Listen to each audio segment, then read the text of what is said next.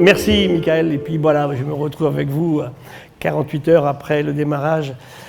Alors en fait, aujourd'hui, on va aller vers quelque chose, finalement, on a beaucoup parlé d'un constat qui est quand même très préoccupant. J'ai autant parlé de la conférence que j'ai faite vendredi que de celles qui ont été faites hier. Également, intervention de théâtre de Barbara, vendredi soir aussi. Quelle solution a-t-on? Comment on fait aujourd'hui? Ne pas tomber dans la dépression totale. Vous savez, aujourd'hui, j'ai plein d'amis qui sont psychiatres et qui me disent qu'ils ont des problèmes dramatiques avec nos jeunes, qui viennent consulter. Et l'histoire du Covid et du confinement n'a pas arrangé les choses, en fait. Nos jeunes sont angoissés. Et les vieux, il ferait bien d'être un petit peu plus aussi quelquefois. Donc ça veut dire que, comment va-t-on regarder ça? Vous allez voir que parmi les possibilités, moi je suis très positif, je suis un farouche anti-collapsologue, je suis un anti aussi catastrophiste. Je n'aime pas le terme non plus de sixième extinction. Moi, je ne l'utilise pas. Mon ami Bruno David a écrit ce livre à l'aube de la sixième extinction, peut-être l'aube. En tout cas, c'est vrai que ces gens-là auront raison si on ne fait rien. Donc, ma préoccupation, j'avais conclu un petit peu là-dessus vendredi, we have to change. Nous devons changer. Je vous racontais Einstein qui disait « Mais comment voulez-vous résoudre des questions, des problèmes avec les mentalités qui les ont créées ?» On est en plein là-dedans aujourd'hui. Donc ça veut dire, oui, on se retrousse les manches. La pire des actions serait l'inaction. Donc il faut vraiment prendre du courage pour faire quelque chose. Et puis vous allez voir qu'il y a des possibilités intéressantes finalement. Alors, je vais vous parler, moi, de bio-inspiration. On parle aussi de biomimétisme, à l'anglaise biomimicry. En fait, tout est relancé par un livre écrit par une Américaine qui s'appelle Janine Benyus. Nous sommes en 1997. Elle écrit ce livre qui s'appelle en fait « Inspiration from Nature ». Comment on va aller chercher nos solutions basées sur la nature. Alors, pour répondre tout à l'heure à Michael, j'ai beaucoup aimé cette introduction. La nature n'est pas parfaite. Mon métier de base, moi je suis endocrinologue, c'est mon métier du départ. Et nous, on s'amuse à jouer avec les hormones. Il y a des petites hormones de la neurohypophyse avec 10 acides aminés. Nous, on s'amuse au labo, on enlève le 8e, on repasse par un autre. Des fois, on fait mieux. La nature n'a pas encore trouvé que celui-là marcherait mieux si c'était tel autre acide aminé, pour se laisser de la place de continuer à travailler. Donc le vivant n'est pas parfait, mais il est génial. On dit souvent ne gaspille jamais. C'est pas vrai, vous avez des espèces qui se reproduisent avec des milliards d'œufs. Une huître, par exemple, pour arriver à donner une huître, il en faut des bébés huîtres, parce qu'il y a une très grosse casse. En écologie, vous savez, c'était les stratégies R et K. Le plus génial, c'est effectivement des espèces animales. La maman chimpanzé est encore meilleure que la femme. Elle porte son bébé 1 an, elle en fait un, pratiquement jamais des jumeaux. Elle met 6 ans à pouvoir le relâcher. Elle est à nouveau enceinte, là, elle va attirer les mâles de façon incroyable, elle est donc fécondée. Et on sait que pour en trouver un bon, il faut en essayer plusieurs. Dans la nature, c'est ça depuis très longtemps. Et puis après, hop, elle repart sur le nouveau bébé. Et elle va oublier ceux qui étaient là auparavant, parce que si elle veut réussir avec celui-là, il ne faut pas qu'elle s'occupe de ceux qui étaient là auparavant. C'est la différence entre les humains et puis les grands primates, justement. Et le mâle est un infâme macho, parce qu'il ne s'occupe jamais de la progéniture. Le mâle, il est là pour coïter, c'est tout, rien de plus que ça. Donc c'est vrai que les femelles ont tout le travail. C'est vrai aussi, bien sûr, on le voit chez les femmes, chez nous. C'est intéressant de comparer. Et ça, c'est les stratégies où, en fait, on fait très peu de bébés, une très grande survie parce que la maman s'en préoccupe, et on arrive au bout du compte au même résultat. Entre une huître et puis un chimpanzé, on arrive à une huître pour une huître, au bout du compte, un chimpanzé pour un chimpanzé, avec des stratégies totalement différentes. Et ça, c'est en écologie, c'est connu depuis très longtemps. Donc, effectivement, comment est-ce qu'on va aborder ces questions-là? Comment on passe de la biodiversité, du vivant, à la bioaspiration? Ce qu'on appelle maintenant les solutions basées sur la nature. Et vous allez voir que c'est un joli domaine d'espoir. Mais ça passera par de la technologie, par de l'intelligence et de la recherche. Je dis souvent, pour que ça marche, il faut une trilogie. Dès le départ, il nous faut un chercheur, il nous faut un ingénieur et une entreprise. Non, ça ne marche pas. Vous allez voir ce qu'on fait au niveau français, allemand, japonais, anglais. Ça fait longtemps que c'est parti aux États-Unis. Nous, on est un peu en retard en France. Et on a créé en 2011 donc le CEBIOS, qui est le Centre d'études et d'excellence sur la bioinspiration et le biomimétisme. Nous sommes aujourd'hui une bonne 200 chercheurs français, toutes disciplines. Vous allez voir qu'il faut de tout. Il y a des designers qui sont super intéressés par ces questions-là. Comment je vais construire un bâtiment en m'inspirant d'un outil, d'un coquillage? Comment je vais faire un bâtiment inspiré de la pomme de pin? C'est génial. Il se refroidit tout seul, il se réchauffe tout seul, sans énergie extérieure. C'est ça le but, en fait. Hein. Parce que le vivant, s'il n'est pas parfait, il est génial, parce qu'il fait beaucoup mieux que nous. Ça sera ma conclusion tout à l'heure. Qu'est-ce que le vivant fait beaucoup mieux que nous aujourd'hui? Et la question, c'est de dire, voilà, j'ai tel problème aujourd'hui, mon CO2, là, ben, il m'empoisonne, je ne sais plus quoi en faire, il y en a partout. Vous avez vu le climat, comment il a changé. Comment le vivant gère le CO2? Ça fait belle lurette que le vivant a réussi à gérer le CO2. Hein, l'oxygène, c'est la même chose. L'hydrogène, on parle beaucoup d'hydrogène. L'arbre qui est là, sait tirer l'hydrogène de l'eau, sans une énorme énergie comme on le fait aujourd'hui avec l'énergie électrique. Hein. Il sait faire ça. Et mieux que nous, il stocke l'énergie pendant la nuit, quand la photosynthèse ne marche plus. Comment il fait? Et c'est là que l'humain doit perdre son arrogance. Hein, ça veut dire que le vivant n'aurait jamais inventé l'énergie nucléaire. Hein. C'est des trucs absolument monstrueux au niveau des systèmes. Donc ça veut dire que le vivant se sert de la lumière du soleil. Et quand ce n'est pas la lumière dans les grands fonds océaniques, dans des grottes, il va se servir de la chimie. Hein, et vous allez voir qu'il y a des plantes incroyablement capables d'aller extirper les pires poisons des sols.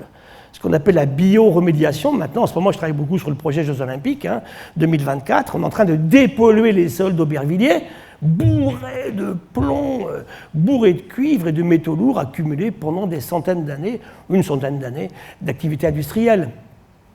Donc voilà, mettre son arrogance dans sa poche, sortir son intelligence et avec des qualités intellectuelles, aller voir comment le vivant s'en sort. Mais moi, je préfère le mot bio-inspiration que biomimétisme. Je ne copie pas la nature, je m'en inspire. Et vous allez voir, c'est une vieille histoire. Vinci disait en 1516, des types absolument, il n'y a plus de types comme ça, il disait, en fait, trouve dans le vivant tes solutions. Et c'est en étudiant le vivant qu'on arrivera effectivement à nous sortir au niveau technologique des questions qui sont là. Je vais y revenir. Donc la bio-inspiration, c'est ça. Alors je vous ai mis ici un moustique. Récemment, on a sorti des aiguilles de seringue au niveau médical, totalement inspirées de la trompe du moustique. Il vous pique, vous n'avez rien senti. Alors le bébé qui a peur, les gens me disent « Ah, j'ai peur d'être piqué ». Là, vous ne sentez rien. Les tigres, là, vous ne l'avez pas entendu, vous êtes piqué. Après, vous avez une grosse cloque parce que vous faites une réaction allergique. Vous déchargez de l'histamine, puis vous avez des gros boutons qui grattent. Bon, le moustique, il sait faire depuis très longtemps. Depuis des millions d'années, il sait piquer sans faire mal. Sinon, il se fait écrabouiller. Et tout est comme ça, en fait, dans le vivant. Beaucoup de choses que le vivant a mis au point sont liées à leur mode de vie. Regardez, par exemple, un hibou qui chasse la nuit, une chouette ici, là, elle arrive au sol, à 80 km/h, pas un bruit. Si elle fait du bruit, le raton, il s'est tiré, elle ne bouffe pas. Un martin pêcheur qui rentre dans l'eau, il passe de l'air à l'eau, pas une onde. Le poisson, il se tire, et si le poisson est tiré, il ne bouffe pas le martin pêcheur. Il n'existe plus depuis très longtemps. Et on va voir que le vivant a trouvé des solutions à des questions très... Vous allez voir, c'est très pragmatique. Ce que je raconte là, c'est vraiment des choses qui sont beaucoup plus du bon sens qu'autre chose, finalement. Comment le vivant a fait pour être là? Et pour revenir à la question initiale tout à l'heure de Michael, le vivant, je vous l'ai dit l'autre jour, parce que bien avant les champignons de Marc-André, il y avait effectivement des micro-organismes marins qui sont là depuis... On ne connaît pas les fossiles de l'époque, on est sur des gisements du Groenland datés à un peu moins de 4 milliards d'années, 4 000 millions d'années. On n'a pas les fossiles, on a des traces d'activité biologique. Le carbone qui est dans ces roches est d'origine organique. Il a été fait par des êtres vivants. On est avant les vers encore, à des époques où il n'y a pas grand-chose. Les bactéries, on en a beaucoup parlé, Marc-André en a beaucoup parlé, les protistes, j'en ai parlé aussi. Et puis après, bien sûr, on trouve les êtres évolués, dont on a parlé, les champignons, les plantes, bien sûr, et puis les animaux.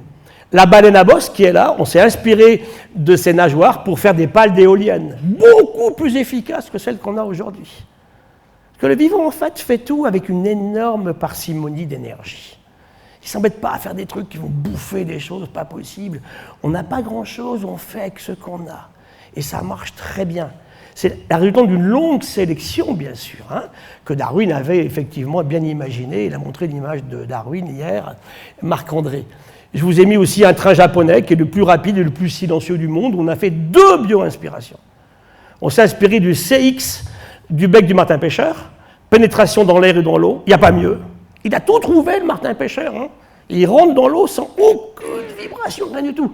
Alors, ils font leur train, mais manque de peau, vous connaissez le Japon, c'est plein de montagnes, il s'est fait des tunnels, c'était monstrueusement bruyant. Deuxième bonne inspiration, on s'est inspiré de l'accrochage des plumes de la chouette et du hibou. Et on fait un train incroyablement rapide et totalement silencieux. Ben voilà, c'est ça l'idée en fait, hein. Et tout est comme ça. C'est ça le rôle du biomimétisme, comment nos ingénieurs vont être capables, sur des découvertes scientifiques de base, avec une entreprise qui s'y colle, de sortir de la réalité, effectivement. Et c'est vrai, là je vais être un peu méchant avec mes copains ingénieurs, hein. Moi j'enseigne effectivement à l'école des mines, j'enseigne à la centrale Supélec, et je leur dis souvent, le monde dans lequel on est, vous avez contribué à le construire, hein. Mes amis polytechniciens me disaient qu'en 1980, il n'y avait pas une heure d'enseignement sur l'environnement. Pas une heure. Maintenant, je vais en concours à l'école des mines, je vous assure que tous les sujets sont liés à l'environnement. Comment on évite trop de CO2, comment on évite de chauffer le système. En ce moment, il faut bien voir que le système actuel, il a réchauffé la planète. Et nos économistes actuels, dans leurs réflexions actuelles, ils sont en train de nous réchauffer cette planète. On voit le résultat, hein. Donc ça veut dire qu'il est grand temps qu'on s'arrête pour réfléchir là-dessus. Et pour ça, il faut tout le monde. Bien sûr qu'il nous faut des physiciens. Les maths appliquées, absolument. Avec mon copain Cédric Villani, on discute souvent de ça. Il est convaincu. Des maths, de la physique, de la chimie, de l'écologie, de la biologie, mais aussi des sciences humaines et sociales. De la sociologie, regardez l'histoire, par exemple, des gilets jaunes que j'évoquais l'autre jour. Hein. Prendre des mesures comme ça sans se préoccuper de l'impact, eh ben on a les gilets jaunes. Et comment on fait aujourd'hui pour avoir un gasoil qui est encore beaucoup plus cher, sans révolution sociale? C'est des vraies questions qu'il faut qu'on se pose. Et puis il nous faut aussi, bien sûr, des géographes. Hein. La géographie a été oubliée, qui est aussi une science absolument... C'est entre les sciences humaines et les sciences sociales, c'est génial, la géographie, j'aime beaucoup. Et puis il nous faut aussi de l'anthropologie, comment l'humain réagit là-dessus. Je travaille beaucoup avec des neurologues en ce moment, de la Pitié, mes amis de la Pitié, travaillent sur le cerveau humain. Pourquoi n'est-il pas capable de prendre en considération ce qu'on devrait faire pour changer? Ça, c'est super intéressant. Et puis un poil de philosophie, voilà. Hein, il nous faut Edgar Morin, il nous faut Boris Cyrulnik et des gens comme ça, qui nous amènent aussi de la réflexion beaucoup plus élaborée. Et si tout le monde s'entend là-dessus, en trouvant le langage commun, c'est pas simple. Hein. Et l'enseignement aujourd'hui français est dramatique. Hein. Il est beaucoup trop en silo. Et ça explique la situation actuelle en France. On est en retard par rapport à nos collègues britanniques, allemands, américains, japonais. Et puis aussi dans la science, parce que la science s'organise très très mal en disciplines qui sont effectivement en échange en permanence. Il n'y a pas le respect de l'autre. Moi, je vois, j'ai été très très longtemps en CNRS. On arrivait entre physiciens, chimistes, les sciences de la vie, les sciences de l'univers, pas facile, mais on arrivait. Si on collait les sciences humaines et sociales là-dedans, c'est une catastrophe. Parce qu'on n'a pas le même vocabulaire. Le mot adaptation pour un endocrinologue comme moi, c'est bien précis. L'adaptation vous prépare à avoir la machinerie moléculaire pour résister aux changements de température, de lumière, de la longueur du jour. Pour un philosophe, c'est pas la même signification, encore moins pour un sociologue. C'est quoi l'adaptation? Vous voyez qu'il faut qu'on trouve les langages communs pour qu'on puisse avancer. Donc mon histoire ici, c'est de trouver effectivement de la transversalité qu'on n'a pas aujourd'hui en France, ni dans l'enseignement, ni dans la recherche. Ça, il faut vraiment qu'on puisse le mettre en place si on veut rattraper notre retard par rapport à d'autres. Alors, pour démarrer là-dessus, quelques images. C'est quoi le vivant? Je vous l'ai dit avant-hier, je pense que tout le monde était là, je ne sais pas. En tout cas, le vivant, on a dit, c'est, comme groupe, sont des bactéries, des protistes, hein, des grosses cellules de la noyau, dont les levures. Ce sont des champignons, des plantes et des animaux. Et je vous ai mis un blob. Hein. Hier, il en a parlé un peu Marc-André. Le blob, c'est quoi? C'est un myxomycète. C'est ni un champignon, c'est ni une plante, encore moins un animal. C'est un truc génial qui sait, c'est l'être vivant qui sait le plus rapidement possible trouver le chemin le plus court pour aller quelque part. Tous nos GPS sont inspirés des fourmis, ces systèmes-là. Ils savent faire. Comment? Donc, rabaissons notre caquet, il n'a pas de tête, pas de patte. Le coronavirus 19, il n'a pas d'idée. 15 gènes, 15, on en a 29 000, nous, ici, dans la pièce. Là. Et vous avez vu, je dirais, excusez-moi le terme un peu vulgaire, le merdier qu'il a mis dans le système planétaire. Partout, le coronavirus 19. Hein. Alors, un peu, quand même, effectivement, d'honnêteté pour le reconnaître, hein, de l'humilité. Comment ce petit truc sans intention nous a mis dans ce système-là? C'est génial. Et le coronavirus 19, en fait, les virus sont embêtés parce que on me dit c'est pas vivant. Bien sûr que si, c'est vivant, on peut les tuer. Et si on peut tuer, c'est qu'on a vécu avant. Par contre, il ne sait pas se reproduire tout seul. Il faut qu'il trouve une cellule qui va l'accepter. Et qu'est-ce qu'on a fait, nous? On a préparé un terrain pour faire apparaître quelque chose qui n'aurait pas dû se produire. Il est passé d'une chauve-souris chinoise à l'être humain. On n'a pas trouvé l'intermédiaire, peut-être qu'il n'y en avait pas. Et puis ensuite, surtout, on l'a disséminé, je vous en parlais avant-hier, à une vitesse incroyable. Hein. Ce vol de Wuhan à Milan, le 20 janvier 2020, il amène le coronavirus partout en Europe, ça explose de tous les côtés. Ils étaient tous malades. Nous, on suit à la pitié, on suit absolument. Tous les avions ont été suivis un par un. Hein. Alors maintenant, c'est trop tard. Taïwan a mis, alors la Taïwan et la Chine, hein, ils ne s'entendent pas très bien, un jour pour arrêter les avions chinois. Pas eu de mort de coronavirus. Nous, on a mis 100 jours. 100 jours pour arrêter les avions chinois. Parce qu'on faisait du business. Je reviens au niveau médical, le fameux gel hydroalcoolique, on en avait. On n'avait pas les flacons pour les mettre. Churchill disait que gouverner, c'est prévoir. On avait tout perdu, on avait détruit des millions de masques. On me dit, ouais, on les avait périmés. C'est quoi un masque périmé? L'élastique est un peu relâché. Et on dit, un chef d'État dit en France, le 20 mars 2020, le masque ne sert à rien. C'est criminel. Au Portugal, ils n'en avaient pas plus que nous, mais ils ont dit, bah oui, on n'en a pas, on aimerait en avoir, donc on les a achetés à qui? Aux Chinois. Donc vous voyez, c'est facile de critiquer après, n'empêche, il y a des choses qui n'auraient pas dû se passer. Donc ce qui n'aurait pas dû se passer, c'est produit, et ensuite on l'a disséminé partout à une vitesse incroyable. La grande peste, hein, les grandes pestes, on a travaillé beaucoup là-dessus. Yersin, quand même, qui a travaillé, a trouvé sur une bactérie, c'est pas un virus, hein, la peste. Elle vient effectivement, les pestes noires d'Asie orientale, tout vient de là. Hein. Le virus de 2003 de SRAS, il vient de Chine, celui-ci vient de Chine. Il n'y a eu que le H1N1. Vous savez, il y a eu 2 cas dans l'histoire de l'humanité où l'humanité est partie en arrière en démographie. Ça n'a jamais été des guerres ou du terrorisme. Ça a toujours été des maladies infectieuses. C'était les grandes pestes, la peste de Justinien au IVe siècle, c'est la chute de l'Empire romain. Hein. Ils mouraient tous, il y en avait partout. Et les pestes du Moyen-Âge, hein, qui tuaient plus de la moitié des gens. Vous vous rappelez des images à Marseille, les bateaux qui arrivent, on brûle les gens sur le bateau pour pas qu'ils débarquent. Il y en a un qui triche, qui débarque, et puis ça y est, tout le monde est malade. Et puis le H1N1, ce virus donc de 1918, qui est parti de canards aux États-Unis. En ce moment, vous verrez les problèmes de peste aviaire qu'on a en ce moment en France, hein, terribles, comme jamais, en Vendée, en Nouvelle-Aquitaine. Tuberculose bovine en ce moment. L'année prochaine, je viendrai vous reparler de One Health l'année prochaine. Hein, les relations entre la santé publique de l'humain et la santé des écosystèmes, y compris les plantes et les animaux. Donc voilà, et les virus, bien sûr, eux, en font partie. Alors après, on avait parlé, bien sûr, l'autre jour d'écosystème. Ça veut dire que, c'est quoi un écosystème? C'est une organisation du vivant, des êtres vivants qui s'organisent entre eux pour construire quelque chose, sur de la physique et de la chimie antérieure. L'écosystème s'installe sur du granit, il s'installe sur un fond d'océan, il s'installe sur un fond de rivière. Hein. Donc il y a une chimie prébiotique avant la vie, et quand la vie s'installe, eh bien, elle va tirer parti de cela, en faisant de la physique et de la chimie tous les jours, bien sûr. Hein. Regardez tous ici, là, on tient debout parce qu'on a un squelette. C'est quoi un squelette?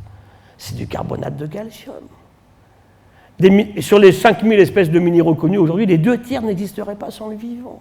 Les vatérites, les calcites, les aragonites, tout ça vient d'un subtil assemblage génial, pas parfait, mais génial, hein, entre du minéral et du vivant. La coquille de l'œuf, par exemple. C'est superbe. Une coquille d'huître. Votre squelette. Et ça, c'est très subtil, le squelette du corail. Et les coraux, aujourd'hui, c'est les seules constructions biologiques que l'on peut voir de la Lune, de par leur importance et leur taille, la grande barrière de corail en Australie. Quand vous vous cognez la tête dans la falaise du pays de Caux, c'est plus dur que votre tête. Hein. Et c'est quoi? C'est des milliards de petits organismes marins qui s'appellent les coccolithophoridés, qui sont morts, qui ont construit, qui ont stocké ce CO2 en excès. Et qu'est-ce qu'a fait l'humain au niveau énergétique? Il est allé chercher ces stocks, CO2 et pétrole, charbon et pétrole. C'était du vivant, c'était que du vivant. Le pétrole, il s'est formé entre 250 et 25 millions d'années. Le charbon, il y a 375 millions d'années. Du vivant qu'on a remis dans le système. La Terre avait... Je ne dis pas qu'elle avait de l'intelligence, je ne suis pas pour Gaïa, mais la Terre avait stocké ces systèmes. Ça emmerdait personne pour des milliards d'années. On est allé les chercher. Quand on invente la machine à vapeur, hein, et la combustion de ces substances qui étaient vivantes un jour, va amener justement à ces émissions de CO2. Quand James Watt invente la machine à vapeur, il ne se pose pas la question. On est en 1784, un peu avant la Révolution française, il invente sa machine à vapeur, ça va tout changer. Le cheval animal va être laissé de côté, on passe au cheval vapeur. Génial, l'humain aura moins mal au dos, ça va être magnifique. Je le comprends bien. Hein. Et c'est Arrhenius, plus d'un siècle après, qui aura un prix Nobel, mais qui dira Fin 19e, je ne sais pas si c'est si bien ce qu'on fait là, d'accumuler effectivement autour de nous les produits de la combustion de ces éléments biologiques qui ont vécu, charbon, pétrole. Hein. Aujourd'hui, si on est dans le cas actuel, c'est la faute du pétrole, c'est absolument évident. Hein. Donc comment est-ce qu'on fait pour avancer et travailler là-dessus? Donc vous voyez, ça relance tout le travail des sciences de l'ingénieur, bien évidemment, en développant des systèmes qui sont bénéfiques à l'humanité, mais en tenant compte, bien sûr, des impacts sur l'environnement. Marc-André disait hier, hein, on ne se sert pas de solutions à court terme. Elles peuvent paraître valables quelque temps, mais sur le long terme, c'est une catastrophe. Et un écosystème à ne pas oublier, c'est notre intestin. Hein. On va y revenir.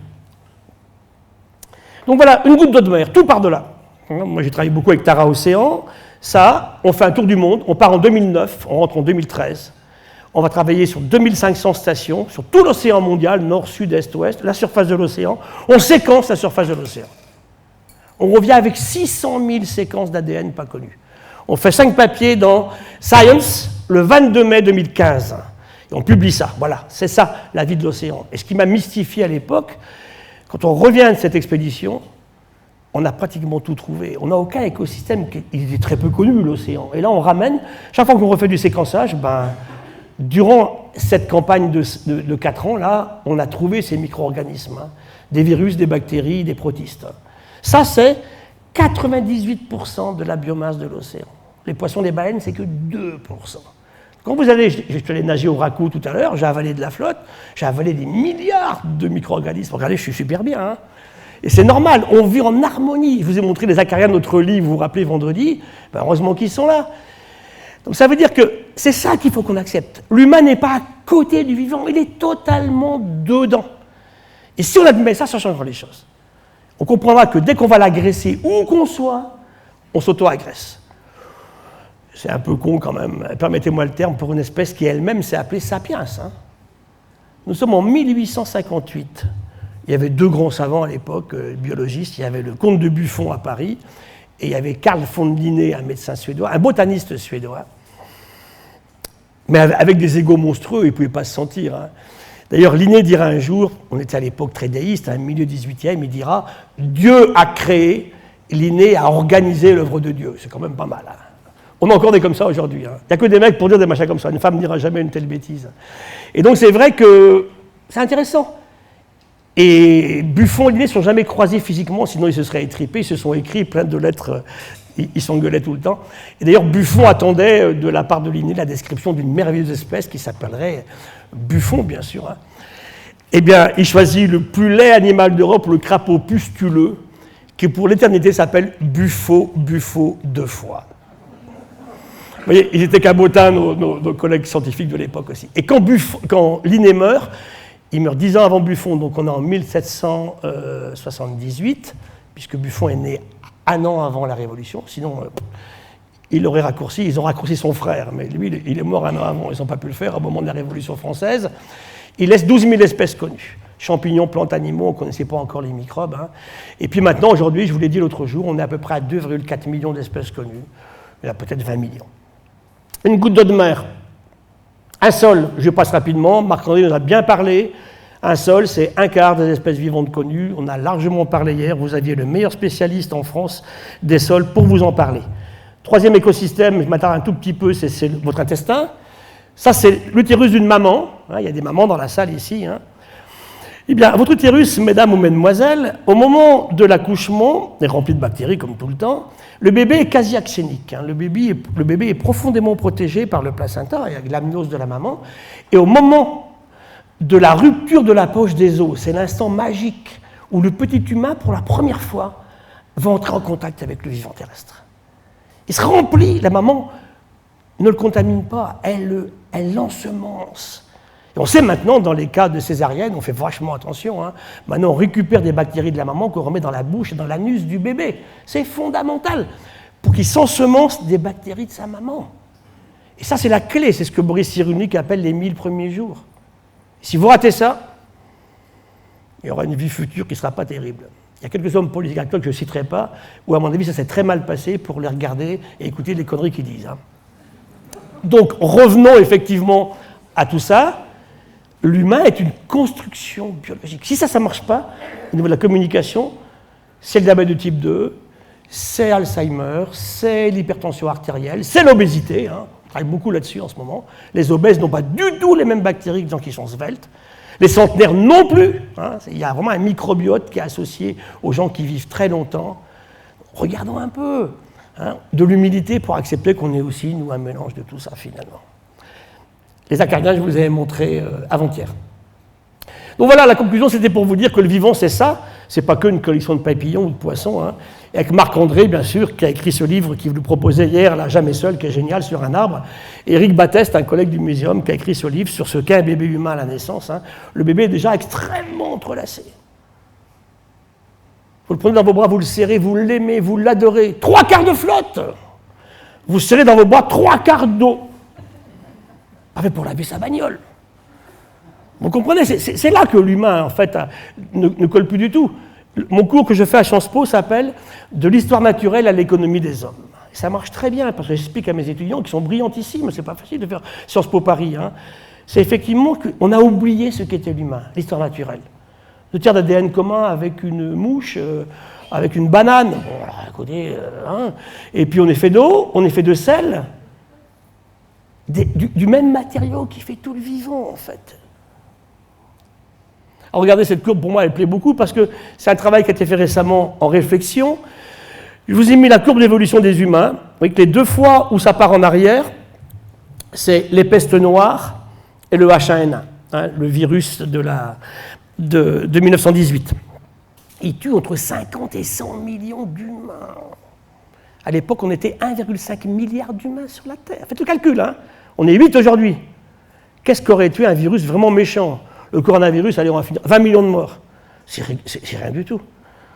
Ça veut dire que, à l'époque, ces maladies tuaient infiniment plus qu'une guerre mondiale, c'est 50 millions de morts, la Seconde Guerre mondiale. Donc, vous regardez un petit peu comment ça se passe, finalement, et ça devrait donner de l'humilité et de l'envie de changer, de comprendre pour changer nos comportements, en fait. Et vous voyez que tout a été lié à la technologie chez l'humain. Je vous ai mis la domestication animale, l'arc et la flèche. On a beaucoup travaillé, nous, sur l'apparition de l'arme de jet. On ne se rend pas compte de ce que c'est. Pour la première fois, je peux tuer à distance. Il y a une cigogne dans le musée de Strasbourg qui m'émeut toujours. Elle est morte, elle est naturalisée, et une flèche la transperce. Et maintenant, on a les moyens de faire ça. On a regardé au musée de l'homme d'où vient cette flèche. Elle a été tirée au Tchad. C'est une flèche typique des populations tchadiennes. Ça veut dire qu'elle est transpercée par une flèche au Tchad, elle arrive à voler jusqu'à Strasbourg. Quand un oiseau reçoit une flèche ou une balle de fusil ou de n'importe quoi, il ne sait pas d'où ça vient, hein. Ça lui fait mal tout d'un coup, il est ensanglanté, il tombe. Et ça va tout changer. Et l'humain peut tuer à distance. Pendant 3 millions d'années, le seul outil ou la seule arme de l'humain, c'est ce qui est tout au bout là, ça s'appelle un biface. C'est un caillou taillé. Ce que Boucher de Perthes appelait un galet aménagé. L'humain aménage des galets naturels. Il y a du mal, hein, fin 19e, à convaincre ses concitoyens que les humains taillaient des pierres. Pour eux, les préhistoriques, c'est des espèces d'abrutis totaux qui ne savaient rien faire du tout, hein. Et puis, on va commencer à comprendre. Et on va les voir après en Afrique, quand on va travailler sur les australopithèques, et puis après sur les homos habilis, hein. L'outillage. L'humain, il y a les restes humains et l'outillage qui va avec. Rappelez-vous ce site incroyable découvert en Espagne, près de Burgos, il y a maintenant une quinzaine d'années, à Atapuerca. Et là, on a trouvé en fait un trou avec 18 crânes humains très bien conservés. On est presque à 2 millions d'années, hein. Et un biface magique. Il n'avait jamais servi. Il n'y a que l'humain pour faire un truc comme ça, hein. Ce biface en microscopie électronique à balayage, je prends un caillou, je coupe un poireau avec, je peux lire à ces précisions de microscopie-là qu'il a servi à quelque chose. Celui-là n'a jamais servi. Il n'y a que l'humain pour mettre des humains dans un trou et mettre un seul biface magique, comme ça. Ça, c'est l'humanité. À quoi ça sert de faire ça? On va revenir à la question qu'on avait à Chauvet l'autre jour, hein. C'est super intéressant. Et quand je tue à distance, ça va tout changer. Il n'y a plus de corps à corps. Je ne suis pas anti-chasse, mais des fois, ils m'énervent quand même. Je leur dis, écoutez, je vous file un biface, allez me tuer un sanglier avec. Le sanglier a ses chances. Donc voilà, la poudre noire, et puis les routes, et puis les moulins à vent, à eau, la machine à vapeur, les vaccins, on en parle beaucoup, les avions, les matières plastiques, les antibiotiques, les ordinateurs, tout ça explique l'explosion de l'humanité. On passe de 1 milliard d'humains en 1820, 6 en 60, et là on arrive à 8. On va aller peut-être à 9, 10, c'est une vraie question. Donc ça, c'est une question préoccupante aussi, la démographie. Donc voilà, les plaies de l'écologie, c'est le productivisme agricole. On a beaucoup parlé. Eh bien, c'est résolvable. Hein. Il faut que tout le monde s'y colle. Je pense qu'on va y aller. C'est l'eau potable, ça c'est une vraie question. Il faut la respecter beaucoup plus. Vous avez vu en ce moment dans quel état est notre système fluvial. Hein. Il y a plus, les sources de la Tamise se sont taries cette semaine. On traverse la Loire à sec à certains endroits. Ne croyez pas qu'il faut qu'on commence à faire un peu attention. La pêche. Pêcher, c'est bien. Surpêcher, c'est vraiment stupide. On tue la poule aux odeurs en permanence. La forêt, couper un arbre, pourquoi pas? On en replante 2, 3, 4, 8. Hein. On ne continue pas comme on fait en enlevant tout. La forêt tropicale humide, je vous ai montré des images l'autre jour en Guyane. À la vitesse où elle part là, il n'y en aura plus à la fin de ce siècle. Si on continue comme ça, encore une fois. Donc là, faire attention. Le vivant s'effondre, on en a parlé beaucoup. Et puis on contamine tout, Marc-André en a parlé, notre amie Barbara aussi, dans sa présentation très belle l'autre jour, les néoniques et tous les autres contaminent, les métaux lourds, les perturbateurs endocriniens. Et puis le plus terrible, c'est le climat, parce que il s'accélère le changement climatique. Le climat a toujours changé, c'est bien. Le climat n'aurait pas changé, on aurait une espèce marine, une espèce terrestre, et puis point barre. Hein. Le climat a tout le temps changé, il a favorisé l'apparition de nouvelles espèces. Quand le vivant, ce qu'il fait, confronté à la difficulté, il déclenche de nouvelles espèces. Et c'est parce que la génétique le permet, bien évidemment. Et vous allez voir que dans la sélection, ce n'est pas le plus fort qui gagne tout le temps, loin de là, loin de là, loin de là. Vous avez vu ces superbes images récemment de la BBC sur un poulpe. Donc il y a 2 gros poulpes qui se battent, et toute une série de filles à côté qui attendent de bon vouloir du mâle qui va gagner la bataille, c'est comme ça. Et il y a un tout petit qui arrive. En une seconde, il a compris la situation. Il a envie d'une fille, mais il n'est pas fort. Donc il ne va pas se battre avec les 2 gros. Il change de couleur instantanément. Ils sont comme les caméléons. Il prend les couleurs de filles, des beaux traits verts et bleus. Alors les 2 gros qui se battent, c'est une fille de plus pour tout à l'heure, mais les filles savent bien que ce n'est pas une fille. Hein. Il n'a pas la même odeur. Et il féconde toutes les filles qui sont là. Et les gènes transmis, ce n'est pas les gènes du plus fort. C'est les gènes du plus malin. Chez un poulpe, alors arrêtons de nous croire. Moi, c'est belle lurette que j'ai arrêté de bouffer du poulpe. Hein. J'en mange plus depuis très longtemps. Hein. C'est bien plus malin qu'un chien. Donc vous voyez que tout est là dans l'émerveillement que j'évoquais tout à l'heure, plus que la perfection finalement. Hein.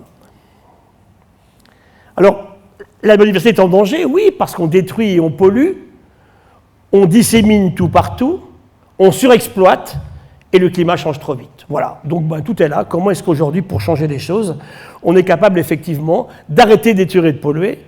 Marc-André parlait hier de l'artificialisation des sols, vous vous en souvenez, hein, de disséminer tout partout, de laisser ce climat dériver complètement, et puis de surexploiter les pêches et la forêt tropicale.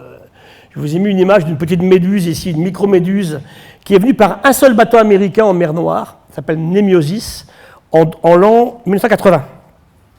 Le bateau largue 10 000 tonnes d'eau de mer, il ballaste toute l'eau qu'il avait à l'intérieur, en mer Noire. Manque de chance pour nous et pour la vie, la microméduse libérée n'a ni parasite, ni prédateur. 10 ans après, 1 million de tonnes de biomasse cette bestiole. Et elle effondre 40 000 tonnes de pêche à l'anchois. Voilà, c'est ça.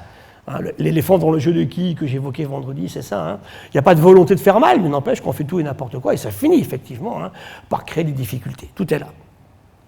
Donc voilà, il faut que je sorte de ça pour avancer. C'est jouable. Alors, pour clore cette partie, la relation avec l'humain et avec la santé publique, elle est essentielle, évidemment. En gros, aujourd'hui, dites-vous bien qu'on a à peu près 300 maladies nouvelles en France depuis 1940. Il apparaît aujourd'hui 5 maladies nouvelles par an, en ce moment, au niveau terrestre. Hein. 3 sont des zoonoses. Elles viennent d'autres espèces vivantes, d'autres animaux, des chiens, des chats, des éléphants, des girafes, tout ce que vous voulez.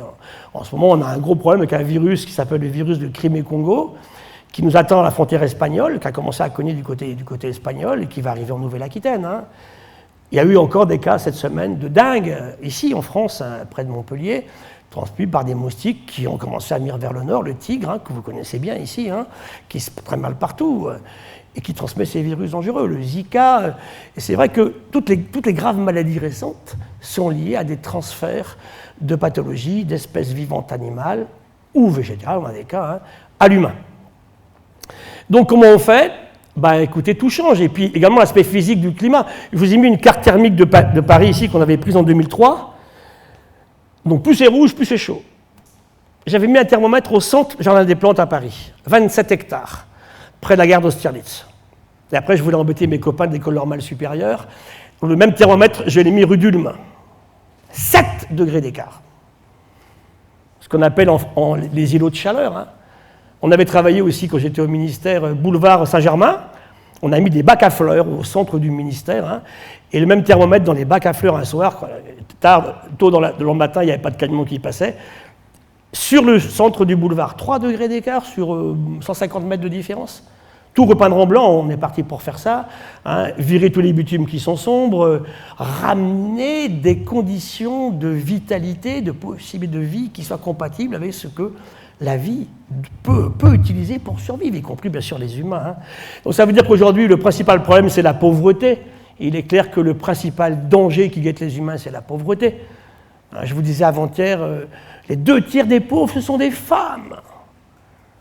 Or, les femmes sont beaucoup plus nombreuses passé 50 ans que les garçons sur cette planète. Il y a un peu plus de garçons à 25 ans, kiff, et puis passé à 100 ans, je vous disais avant-hier, 3 femmes pour un homme, 0 mâle humain à 110 ans en France. Il y a des femmes qui ont dépassé 110 ans. Donc c'est là qu'il y a un... Et pourquoi elles sont les plus pauvres? C'est une question d'écologie essentielle, fondamentale. Dans les grandes catastrophes climatiques, qui trinquent en premier? Toujours les femmes. Vous voyez que ça sort du schéma classique de l'écologisme de base. Hein. On est vraiment sur autre chose. Et voilà pourquoi il nous faut changer nos comportements.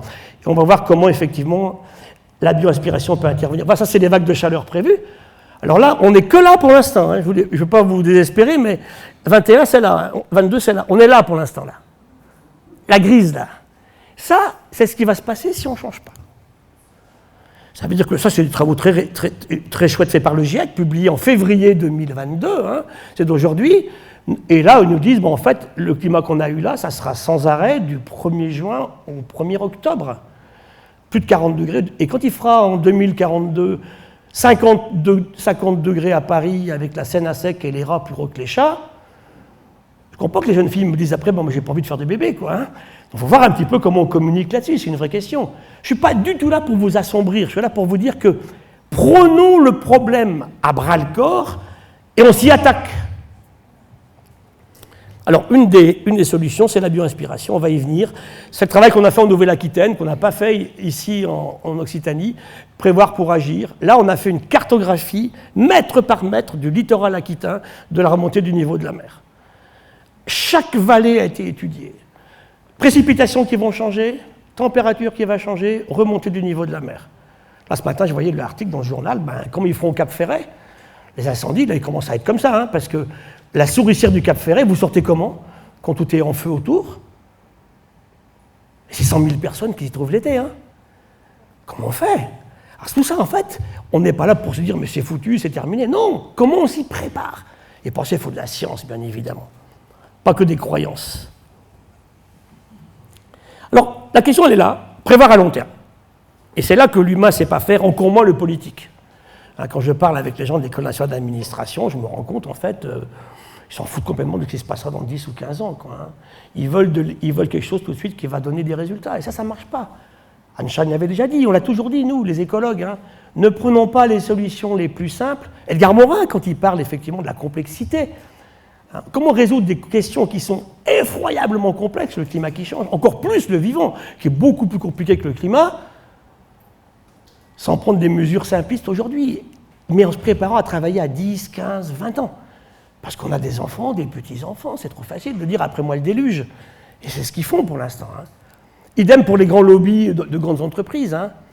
On parlait des pesticides avec masse hier, je suis désolé, ils savent qu'ils ont perdu ce genre-là. Moi je les connais bien, hein. Mais on continue à faire du pognon. Et notre seule solution à nous, c'est de ne plus acheter leurs produits. Arrêtons de bouffer des trucs qui nous rendent malades. Et donc votre meilleure carte de vie, ce n'est pas la carte de vote, c'est la carte de crédit. Et c'est très important de voir effectivement tous les jours comment chacun peut participer à cet effort-là. Pour ça, il faut de l'éducation, hein. Ça c'est clair. Donc le climat, l'accès à l'eau, on l'a vu, les déchets spatiaux, bon j'en parle pas, mais c'est aussi un bin, c'est pas possible là-haut, déchets nucléaires, on peut en parler, stockage du CO2, l'évolution du vivant. Et c'est là que ce livre tombe à point, il y a maintenant un peu plus de 20 ans. Innovation, Innovation Inspired by Nature. Et c'est très joli au niveau sociologique. Vous rappelez-vous, quand vous étiez petit, ici, là, les gens de ma génération, on parlait de progrès. Il y avait des grandes affiches. Vive le progrès. Le progrès va changer l'humain, va changer la qualité de vie. Ben, chercher le progrès, il n'y en a plus aujourd'hui. On a honte de parler du progrès. Le progrès tel qu'on l'imaginait à l'époque est trop associé à la chimie sale, au pétrole, au charbon, aux pollutions par les perturbateurs endocriniens ou par les métaux lourds. Donc on a remplacé le mot, hein, l'humain est fort, un mot anglais, innovation, l'innovation. Ça c'est bien, c'est du sérieux, j'innove. Hein. Alors voilà, comment on va innover? Mais à partir du vivant. C'est ça la solution que je vous propose ce soir, parmi d'autres. Hein. Alors je vous laisse lire ça. La bioinspiration, c'est une approche, ce n'est pas une science. C'est un état d'esprit, une mentalité, une volonté scientifique, technologique, politique, d'étudier la nature sous toutes ses formes, hein, animaux, plantes, champignons, algues, protistes, écosystèmes, et en tirer des développements technologiques. Donc il me faut un chercheur et un ingénieur, sinon ça ne marche pas. On s'en inspire alors afin de concevoir des matériaux, des procédés, des stratégies novateurs, qui n'existaient pas auparavant, au service de l'humain. J'exclus tout ce qui est militaire. Les militaires ont beaucoup travaillé là-dessus. Hein. Comment rendre une torbille plus rapide en mettant des bactéries dessus? Comment on travaille aujourd'hui sur des dinoflagellés marins qui illuminent l'océan? Ça ne nous intéresse pas. Ils font leurs recherches, moi je ne peux pas aller contre, c'est comme ça. Hein. Mais vraiment, le militaire a une pensée dès le départ de service pour l'humanité. Moins polluant, moins consommateur d'énergie, recyclable, plus sûr, de meilleure qualité et moins cher. Ben voilà. C'est avec ça que je n'arrive pas à convaincre le monde politique ou le monde industriel, je ne sais pas comment faire. Hein. Voilà ce que disait Vinci. Prenez vos leçons dans la nature. J'aime bien, il dit, prenez vos leçons, c'est là qu'est notre futur. Et ça, il disait en 1516. Et tout est parti de là. Il n'a jamais fait d'avion, Vinci, mais il a inventé l'ailante, qui est le premier modèle dessiné de ce qui pourrait voler un jour. Et là, c'est très clair, on n'aurait jamais eu d'avion s'il n'y avait pas eu les oiseaux et les chauves-souris. Tous nos premiers prototypes sont inspirés, Clément Ader, une chauve-souris, les frères Wright, un vautour, Jean-Marie Lebrise en Bretagne, un albatros. Tout ça a servi à lancer l'idée de ce qui pourrait changer quelque chose. Et ce qui est génial, c'est que nous, nos avions, ils volent depuis 120 ans. Les oiseaux, ils volent depuis 120 millions d'années. Ça fera plaisir à Joseph, et on n'y est pour rien. Hein. Ils volaient bien avant qu'on soit là. Comment ils ont fait? Comment le vivant a trouvé cette merveilleuse invention qui est la plus belle pour moi, hein? Voler contre la pesanteur. Vous avez une barge qui est capable de faire le tour de la planète sans s'arrêter. Comment, avec quelle énergie elle fait ça? Les pilotes au-dessus de l'Himalaya nous disent on croise des oies qui sont à 9 km, qui passent des cols au-dessus de 8000. Hein. Comment elles font? Chaque fois, c'est la question, mais comment elles font? Tout le monde s'en fout. Ben, oui, c'est comme ça, mais non, non. Regardons. Et si on comprend comment elles font, et qu'on puisse en tirer parti avec les sciences classiques et les sciences de l'ingénieur, on pourra faire mieux, bien sûr. Voilà, donc en fait, s'inspirer. La vie, c'est la plus belle entreprise en fait qui existe sur la Terre. On s'inspire des formes, on s'inspire des mécanismes, des matériaux, des relations durables établies. Il faut que ça dure, c'est pas pour 2 jours, c'est pour tout le temps. Et une très grande, je vous l'ai dit, interdisciplinarité. Cette petite éponge-là de Méditerranée, elle fait du béton armé. Génial. Beaucoup plus léger que le nôtre. Beaucoup plus malléable sur un séisme. Il se déforme, il ne casse pas. Les gens ne sont pas écrasés sur le bâtiment qui est déformé par la secousse sismique. Beaucoup plus léger, ça marche. Elle sait faire. Du verre, regardez les petites algues, les diatomées, qui nous font un verre incroyable. Un verre entièrement transparent. Beaucoup plus léger, incassable, auto-nettoyant. Génial. On est parti avec Saint-Gobain se lance à fond là-dessus. Donc aujourd'hui, le CEBIOS, on a avec nous 130 entreprises françaises, les grosses. Hein. On a Renault, il y a L'Oréal, il y a tous les gens que vous voulez qui sont avec nous pour effectivement tirer parti dans ces séquences de réflexion et d'ingénierie, justement sur l'avancée technologique qui ne serait pas dommageable pour l'environnement. Parce que si ça avait été dommageable, le vivant ne serait plus là depuis longtemps, bien sûr. Puis le coléoptère, là, il sait faire de l'eau en plein désert. Il vit au Namibe. Chaque matin, il fait une goutte d'eau comprenait pas comment ça peut se faire. Il n'a pas plu depuis, il n'est jamais plu au Namib, désert le plus sec du monde. On s'est rendu compte qu'il a des structures sur les élytres incroyables qu'on a copiées, on s'en est inspiré. On a fait des trucs géniaux qui sont à Atacama au Chili, et on fait de l'eau dans le désert. Ça coûte rien du tout, que dalle. C'est génial. C'est pas parfait encore une fois, mais c'est génial. Et tout est comme ça. Mes trains espagnols, ici, je vous ai parlé du train japonais, vous prenez souvent l'avion, je suppose, vous avez le bout des avions depuis 15 ans qui est relevé, simplement parce qu'ils avaient regardé un avion de chez Boeing, des grands oiseaux aux États-Unis qui remontaient les rémiges, le bout des plumes, au moment où ils avaient des grandes vitesses. On a mis ça sur un avion, sans comprendre comment ça marchait. Bon, allez, 8-10% de carburant en moins, moins de pollution, moins d'énergie, génial. C'est ça, en fait, l'histoire du vivant. Alors, bon, c'est presque 4 milliards d'années d'inspiration. Vous voyez qu'en R&D, c'est pas mal quand même. Hein. Quand je suis avec mes copains chefs d'entreprise, recherche-développement, c'est pas 10 ans, c'est pas 20 ans. Hein. C'est 4000 millions d'années, la R&D, en fait, du biomimétisme. Et c'est là que c'est assez génial, finalement. Encore une fois, c'est pas parfait. Mais c'est émerveillant, c'est incroyablement bien organisé. Donc voilà, toutes les disciplines où on peut appliquer le biomimétisme, hein, il y en a vraiment beaucoup à tous les niveaux. Alors, je vais prendre quelques exemples. Ma chouchoute, c'est la libellule. J'ai écrit un livre avec Thierry Marx. Vous connaissez Thierry Marx, le grand cuisinier? Thierry est un guerrier. C'est un guerrier combattant japonais depuis longtemps. Et Thierry me disait un jour en discutant, au Xe siècle, les samouraïs du Japon avaient comme emblème la libellule. Moi, je venais d'écrire un livre sur la libellule. C'est génial. Quand vous lisez ce que c'est faire une libellule depuis 345 millions d'années, vous en pleurez de beauté. 9 techniques de vol, aucun pilote d'hélico n'a imaginé ça. Les sondes de la libellule sont infiniment meilleures que le vol qui s'est cassé la figure entre Rio et Paris il y a quelques années, qui avait gelé dans le nuage. Ma libellule, elle voit à 360 degrés, moi je ne vois pas ce qu'il y a derrière, hein. Elle voit, ma libellule, 300 images à la seconde, vous en voyez 25. Comment elle fait? Et le must pour moi, c'est en accélération, elle encaisse 30 G. 30 G. J'ai des copains pilotes de Rafale, à 6 G, le mec, il a les neurones de l'autre côté. Hein. Mes petites filles qui sont là, d'ailleurs, elles adorent les grandes roues dans les foires du trône. Non, moi j'ai horreur de ça, mais bon, quand on aime ces petites filles, on les accompagne. Au vos centrifuges, il y a je sais plus, un truc japonais là, qui est épouvantable. Banzai, ouais. On vous laisse tomber de très haut, on arrive à 5G et demi. Vous vomissez votre 4 heures, hein, bien sûr. Hein. Et puis vous avez encaissé 5G et demi, elle en prend 30. Comment elle fait? Et qu'est-ce qu'on fait? On a détruit les mares. On a mis des pesticides dedans. On a mis des parkings par-dessus.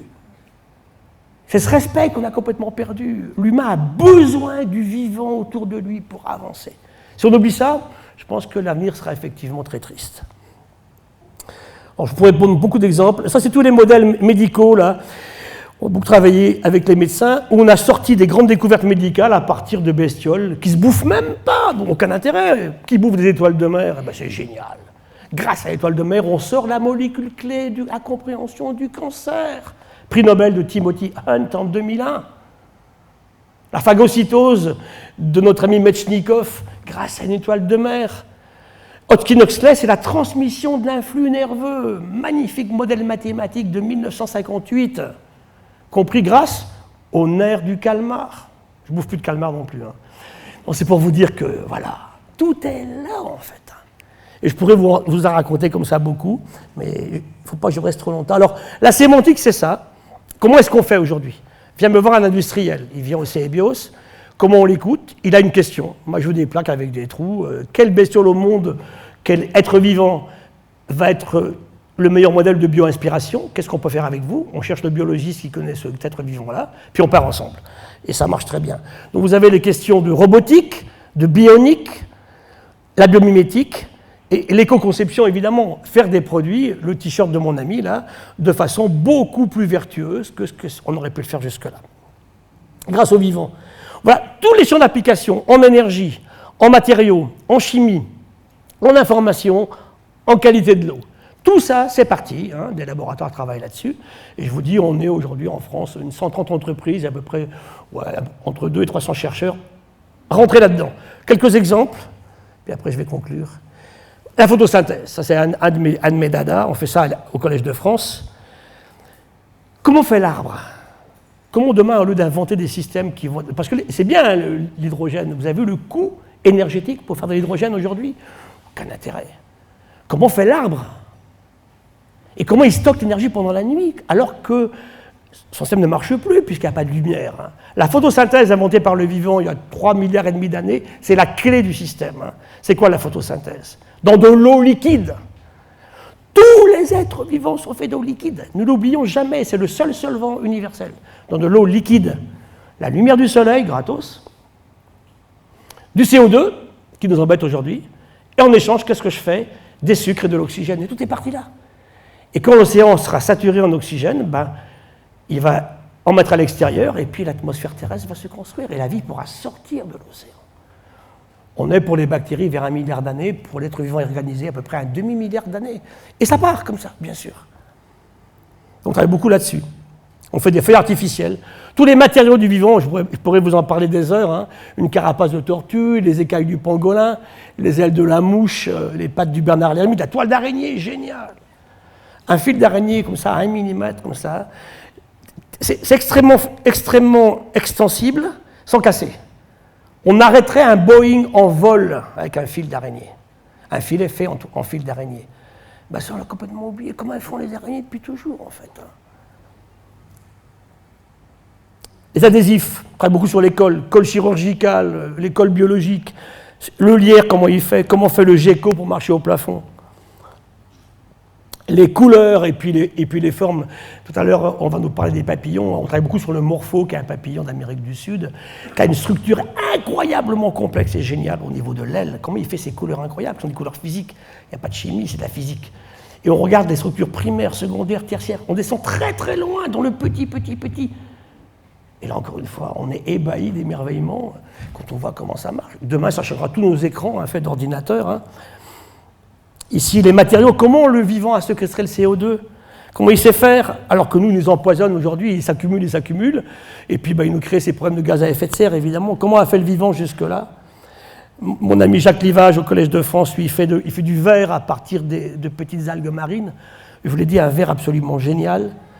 Mon ami ici, qui a eu la médaille du CNRS, Claude Grison, dépollue des sols avec des plantes de Nouvelle-Calédonie d'ailleurs, qui vont chercher les métaux lourds. 13% de nickel dans la sève. C'est incroyable les performances qu'on peut atteindre, en fait, comme ça. Je vous ai parlé de l'eau tout à l'heure, la mouillabilité, ça c'est fondamental. Il y a eu le prix Nobel quand même de Pierre-Gilles de Gênes, hein, s'intéressait effectivement, ce physicien, aux déformations, et puis à la mouillabilité, la fleur de lotus. Peut-être de l'eau dessus, vous verrez comment ça se passe, c'est génial, ça ruisselle, ça ne rentre pas. Et ça, c'est un bâtiment construit au Zimbabwe, inspiré totalement des termitières. Et ce bâtiment s'autorégule en température. Il ne fait jamais trop chaud, jamais trop froid. Aucune énergie extérieure. Il est thermorégulé toute l'année. Qu'il fasse 40 dehors, il n'y a pas moins 10 en Zimbabwe, mais ça marche très bien. La pomme de pin, beaucoup utilisée aussi. Voilà, donc pour conclure, je vous dirais que pour aller plus loin, il nous fallait trouver une structure d'organisation de tout ça. C'est le CEBIOS. Hein. Donc vous irez ce soir sur CEBIOS. Tous les documents sont gratuitement téléchargeables. Et on a fait une série de films.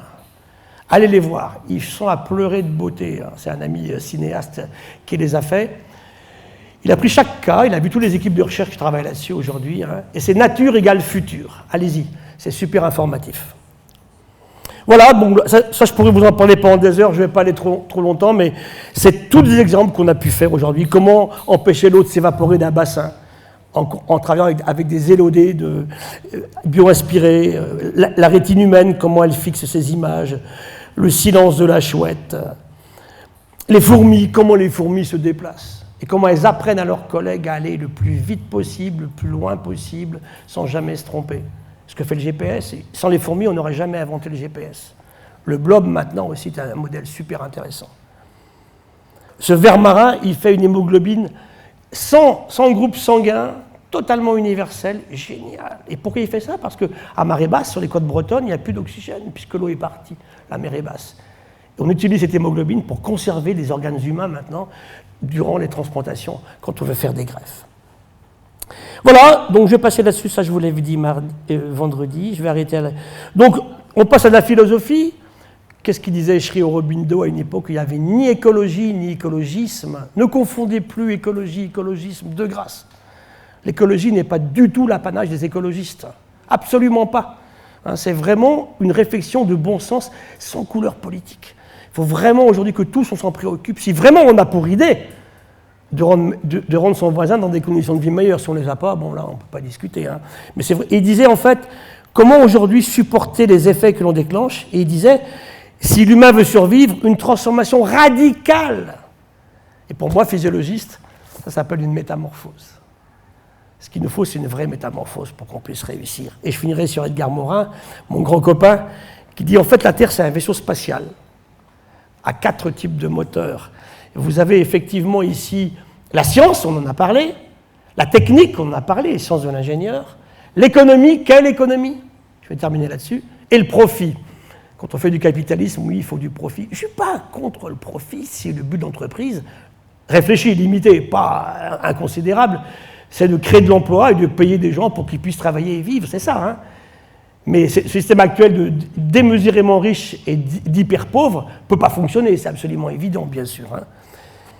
Il disait, on est homo faber, on sait construire, on n'est pas encore sapiens, on est pas mal démence. Il disait au président Macron, finalement, à force de sacrifier l'essentiel à l'urgence, on finit par oublier l'urgence de l'essentiel. Je clôt sur les avantages du vivant. Voilà pourquoi le vivant est meilleur que nous. Le vivant innove depuis la nuit des temps. Chaque entreprise qui n'innove pas, elle sait qu'elle est foutue. Il faut innover intelligemment, mieux qu'avant, moins destructeur, moins polluant, avec des choses qui ne vont pas abîmer l'environnement. Pour tous, y compris pour les gilets jaunes. La nature fait tout avec une énorme parcimonie d'énergie. Je ne vous l'ai pas dit, ma libellule, elle vole à 100 km/h avec 2 watts. 2 watts 90 km/h. Ben, demandez ça à n'importe quel physicien. Ça marche, la libellule. Et depuis longtemps, la nature ne s'empoisonne jamais. Elle fait des poisons redoutables. Un venin de crotale, un venin de cône, c'est redoutable. Mais elle sait le dégrader. Tous nos produits dont on a parlé hier avec Marc-André, on a fait 50 000 produits depuis la chimie de synthèse des années 50, que ni le vivant ni l'humain ne savent dégrader, et qui nous empoisonnent tous les jours. Le plastique, on en a parlé bien sûr hier aussi avec Marc-André. Jamais le vivant n'aurait fait ça, jamais. Il travaille toujours en conditions ambiantes simples, pression atmosphérique, température 10-20 degrés. Et il travaille également avec les éléments abondants du tableau de la chimie de Mendeleïev. Pas de ruthénium, pas de... Alors quelquefois, il y a un poil d'un truc très rare, mais un fifrelin. Nous avons tous du sélénium. Matériau hyper rare, mais il nous faut du sélénium, mais à des doses extrêmement faibles. On gaspille le titane. Le palladium, en ce moment, dans nos téléphones portables, c'est une catastrophe, il n'y en aura plus. C'est des matériaux souvent qui sont extraterrestres, en plus. Ils sont venus par météorite. Alors arrêtons. Voilà, c'est ma conclusion. Stopper une économie actuelle stupide et suicidaire, je vais pêcher chaque mot, qui consiste à accepter le profit en détruisant ou surexploitant le vivant. Si on arrive à faire ça, eh ben on s'en sortira. Donc arrêtons de nous priver de la bio-inspiration. Allons chercher ça dans le vivant, avec de l'humilité, avec de l'envie d'échange, avec de la transversalité. Et peut-être que ça marchera un petit peu mieux que ce qu'on fait aujourd'hui. Merci.